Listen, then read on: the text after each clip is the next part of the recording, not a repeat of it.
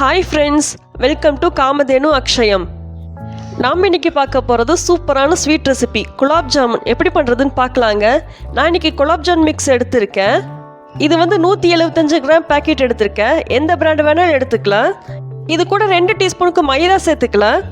இது கூட நம்ம மைதா சேர்த்துக்கிறதுனால குலாப் ஜாமுன் உடையாது, அதுக்காக தான் 2 டீஸ்பூன் சேர்த்துருக்கேன். 175 கிராமுக்கு 2 டீஸ்பூன் மைதா சரியாக இருக்கும். இப்போ இதை நல்லா கலந்து விட்டுறலாம். நம்ம மைதா சேர்க்கறதுனால குலாப் ஜாமுனோட டேஸ்ட்டு மாறும் இல்லை ஹார்டாக இருக்கும்னு நினைக்கவே வேண்டாம். கண்டிப்பாக மாறாது.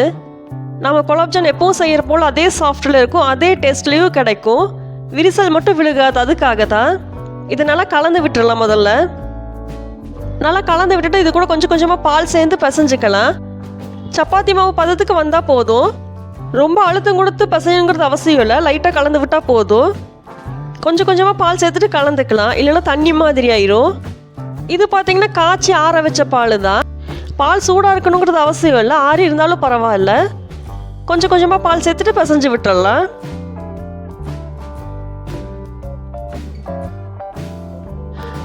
இது எல்லாத்தையும் ஒன்று சேர்ந்து பிசைஞ்சு விட்டாச்சு.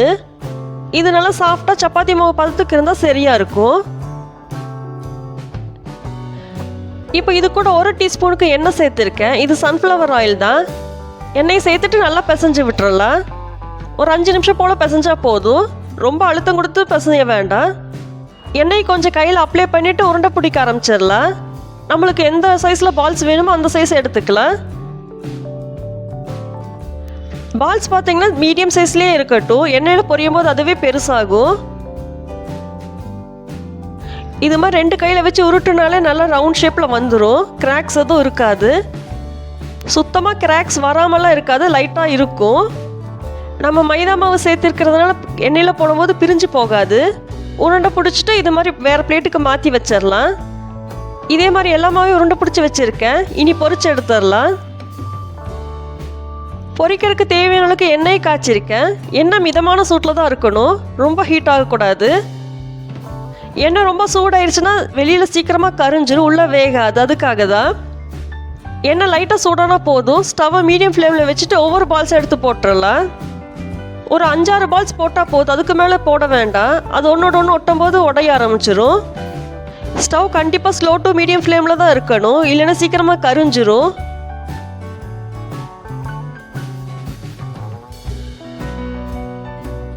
இப்போ லைட்டாக கலந்து விட்டுறலாம். ஒவ்வொரு பக்கமாக திருப்பி விட்டுறலாம். இந்த குலாப் ஜாமுன் பொரிக்கிறதுக்கு ரொம்ப நேரம்லாம் ஆகாது, ஒரு 5 நிமிஷம் போல தான் ஆகும். சீக்கிரமாகவே பொரிஞ்சிரும். ஸ்டவ் ஸ்லோ ஃப்ளேம்லேயே இருக்கட்டும். எண்ணெயில் போட்டு ஒரு 2-3 நிமிஷத்துலேயே நல்லா கலர் மாற ஆரம்பிச்சிரும். இப்போ பார்த்தீங்கன்னா எல்லா பக்கம் நல்லா சவந்துருச்சு, போதும் எடுத்துடலாம். இதை விட்டால் கரிஞ்சிரும். இப்போ பார்த்தாலே உங்களுக்கு தெரியும் கிராக்ஸ் அதிகமாக இல்லை. இதை நம்ம ஜீராவில் போடும்போது உடையாது. மைதா மாவு சேர்க்கறதுனால ரொம்ப ஹார்டாலாம் ஆகாது, சாஃப்டாகவே தான் இருக்கும். இப்போ அதே மாதிரி செகண்ட் பேட்சையும் போட்டு எடுத்துடுறேன். இது ரொம்ப ஈஸியான ஸ்வீட் ரெசிபி. பிகினர்ஸ் பேச்சுலர்ஸ் கூட ஈஸியாகவே செஞ்சிடலாம். இது சில சமயத்தில் இது சீக்கிரமாக உடைய ஆரம்பிச்சிடும், அதுக்காக தான் மைதா மாவு சேர்த்துக்கிறது. நாம் இப்போ சர்க்கரை பாகு பண்ண ஆரம்பிச்சிடலாம். நான் இதுக்கு 500 கிராம் அளவுக்கு சர்க்கரை எடுத்துருக்கேன். இந்த அளவு பார்த்தீங்கன்னா பாகு சரியாக இருக்கும். இதை விட அதிகமாக வேணும்னா ஒரு 600 கிராம் அளவுக்கு எடுத்துக்கலாம். இப்போ சர்க்கரை மூழ்கிற அளவுக்கு தண்ணி சேர்த்துக்கலாம். இப்போ இது கூட ஒரு ஏலக்காவை தட்டி வச்சிருக்கு, அதையும் சேர்த்திக்கலாம் நல்லா வாசத்துக்காக.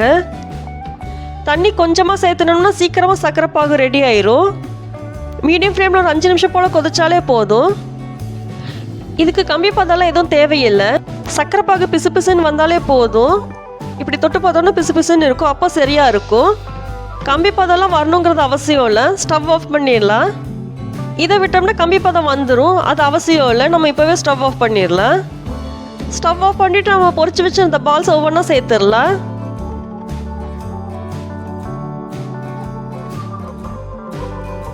இந்த அளவு சர்க்கரை வந்துட்டு சரியாக இருக்கும். உங்களுக்கு சர்க்கரை பாகு இன்னும் அதிகமாக வேணும்னா கொஞ்சம் அதிகமாக கூட சேர்த்துக்கலாம். ஒரு 600-650 கிராம் அளவுக்கு சேர்த்துக்கலாம். இது ஒரு 4 மணி நேரம் ஊறட்டும், அப்போ தான் நல்லா ஊறும். நம்ம குலாப் ஜாமுன் சூப்பராக ரெடி ஆயிடுச்சு. நீங்களும் இதே மாதிரி செஞ்சு சாப்பிட்டு பாருங்கள். வீடியோ பிடிச்சிருந்தா லைக் பண்ணுங்கள். காமதேனு அக்ஷயத்துக்கு சப்ஸ்கிரைப் பண்ணுங்கள். தேங்க்ஸ் ஃபார் வாட்சிங்.